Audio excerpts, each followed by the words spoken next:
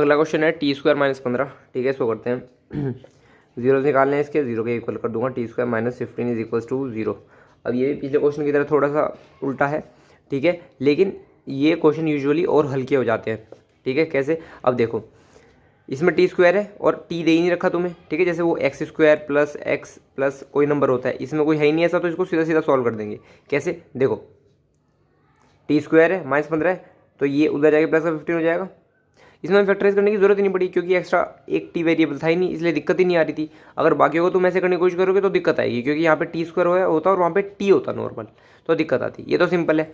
ठीक है, अब तुम्हें एक और चीज़ पता होनी चाहिए कि जैसे टी स्क्वायर इक्वल 15 है, तो अब अगर हमें टी चाहिए तो क्या हो जाएगा, अंडर रूट लगाते हैं हम दोनों तरफ, यानी कि under root of T square is equals to under root of 15।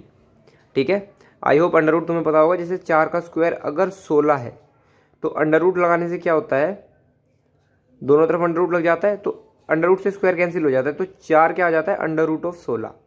यानी कि सिंपल इसका मतलब ये होता है कि जैसे अगर 4 इंटू 4 16 है और 5 इंटू 5 25 है तुम्हारा, ठीक है, यानी कि 4 को 2 बार मल्टीप्लाई करा 16 आ गया। इसका मतलब 4 स्क्वायर अगर मैं 16 लिखता हूँ तो 16 का अंडर रूट 4 बैठेगा। इसी तरह 25 का अंडर रूट मेरा 5 बैठेगा, ऐसे होता है। तो इसी तरह अगर टी स्क्वायर मेरा 15 के बराबर है, तो जो टी होगा मेरा, यानी under root of T square में मैंने अंडर रूट कर दिया, तो अंडर रूट से स्क्वायर गया, तो यहाँ पे टी बचा, तो टी मेरा आएगा अंडर रूट ऑफ 15।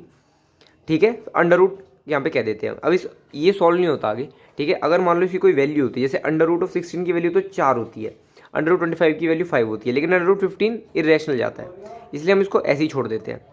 लेकिन इसमें देखने वाली बात पता है क्या है, इसमें देखने वाली बात ये है कि अंडर रूट 15 अकेला नहीं आता, इसमें प्लस और माइनस ये लगता है। ठीक है, इस चीज़ का तुम ध्यान रखना। अब ऐसा क्यों होता है, क्योंकि यार देखो, मान लो मैंने कह दिया अंडर रूट 16, तुम्हें पता है अंडर रूट 16 की वैल्यू 4 होती है। क्यों? क्योंकि 4 इंटू 4 मेरे को 16 देता है, लेकिन इसमें अंडर रूट 16 की वैल्यू 4 नहीं होती, -4 भी होती है। ऐसा क्यों? क्योंकि अगर तुम मल्टीप्लाई करो -4 को -4 से ही, तो वो भी 16 ही देगा। 4 4 जा 16, माइनस माइनस प्लस। इसीलिए जब भी अंडर रूट लगता है ना किसी का, तो वहाँ पे प्लस और माइनस दोनों के साइन लगते हैं हमेशा, प्लस का 15 माइनस का 15, या फिर प्लस माइनस का 4। इसी तरह अंडर रूट 25 की वैल्यू प्लस माइनस 5 दोनों आएगी। तो इसी तरह टी की जो वैल्यू है वो प्लस माइनस 15 आई। अब इस प्लस माइनस 15 का मतलब क्या है कि टी की एक वैल्यू तो अंडर रूट 15 है और टी की एक वैल्यू माइनस अंडर रूट 15 है। और ये दो वैल्यू क्यों है वो हमें पता ही है, क्योंकि हमें हमारे पास जब भी ये क्वाड्रेटिक इक्वेशन होती है तो 2 जीरोस निकल के आते हैं। इसका मतलब अल्फा की वैल्यू होगी मेरी अंडर रूट 15 और बीटा की वैल्यू होगी मेरी माइनस अंडर रूट 15। ठीक है, तो जीरो जो निकल के आए मेरे वो ये निकल के आए अंडर रूट 15 और माइनस का अंडर रूट 15। ठीक है, अब क्या करेंगे, अब हम इसके जीरोस को वेरीफाई करेंगे। ठीक है, वेरीफाई करेंगे, चलो करते हैं। सबसे पहले मैं इक्वेशन लिख देता हूँ। मेरी इक्वेशन थी टी स्क्वायर माइनस 15। ठीक है, अब इसको मैं थोड़ा और बेटर तरीके से लिखता हूँ, क्योंकि मुझे रिलेशनशिप वेरीफाई करनी है, तो मेरे को ए बी और सी तीनों चाहिए, लेकिन यहाँ पे मुझे टी स्क्वायर के बाद टी नहीं है। तो जैसा मैंने तुम्हें पिछली वीडियो में बताया था, अगर टी स्क्वायर के बाद टी नहीं दे रखा तो क्या करो, अपनी तरफ से 0 लगा दो, डॉट टी माइनस 15। जैसे लास्ट टाइम पे यहाँ पे क्या था, सी नहीं था, तो मैंने क्या करता, प्लस 0 लिख दिया था उसी जगह। ठीक है, उससे कोई फर्क तो पड़ नहीं रहा था। इसी तरह प्लस 0 डॉट टी। अब डॉट का मतलब पॉइंट नहीं है, डॉट का मतलब है मल्टीप्लाई टी। ठीक है, यहाँ पे टी नहीं है, तो उसका कोफिशिएंट नहीं था, इसलिए मैंने 0 मल्टीप्लाई टी कर दिया। अब ऐसा करने से हुआ क्या यार, 0 को टी से मल्टीप्लाई करो तो 0 ही हो जाएगा ये, और टी स्क्वायर प्लस 0 माइनस 15 वापस यही निकल के आ जाएगी। इसीलिए मेरे पास मैंने ये इक्वेशन बना दी, और ये बहुत इंपॉर्टेंट है। इस तरह से इक्वेशन को लिखना आना बहुत इंपॉर्टेंट है। ठीक है, अब सिंपल ए बी और सी की वैल्यू लिख ही सकता हूँ। टी स्क्वायर है, इसका कोफिशिएंट ए इक्वल्स 1 हो गया। बी क्या होता है मेरा, जो टी का कोफिशिएंट होता है, जो कि 0 है, और सी क्या हो गया मेरा, माइनस का 15। सिंपल। अब अल्फा और बीटा की वैल्यू तो मुझे बताइए, अंडर रूट 15 अंडर रूट 15 और माइनस का अंडर रूट 15। ठीक है, तो अल्फा प्लस बीटा क्या होता है मेरा, माइनस बी बाई ए।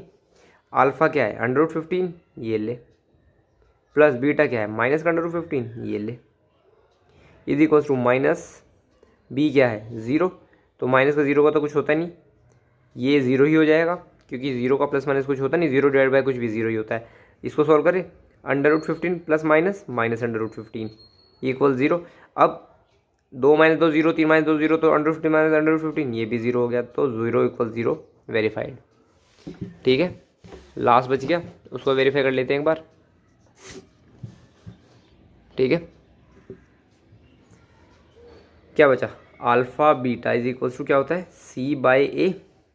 ठीक है, अब अल्फ़ा क्या है मेरा, अंडर रूट 15 मल्टीप्लाई बीटा क्या है, माइनस का under root 15 is equals to C क्या है मेरा, -15, और ए क्या है मेरा 1। तो under root 15 multiply under root 15, अब खुद देखो यार, under root 16 multiply under root 16, या तो इस चीज़ को याद रख लो कि जब भी दो अंडर रूट वाली सेम वैल्यू मिलती है तो वो 16 ही हो जाता है, यानी कि अंडर रूट हट जाता है और ये वाली वैल्यू रहता है, इसको ऐसे याद कर लो। लेकिन अगर याद नहीं करना चाहते तो खुद ही देखो यार, अंडर रूट 16 है, अंडर रूट 16 की वैल्यू 4 होती है, इसकी भी वैल्यू 4 होती है, 4 मल्टीप्लाई 4 क्या देगा, 16 ही देगा। यानी कि अंडर रूट में जो भी वैल्यू 2 बार मल्टीप्लाई होती है ना, वो ही वैल्यू निकल के आ जाती है।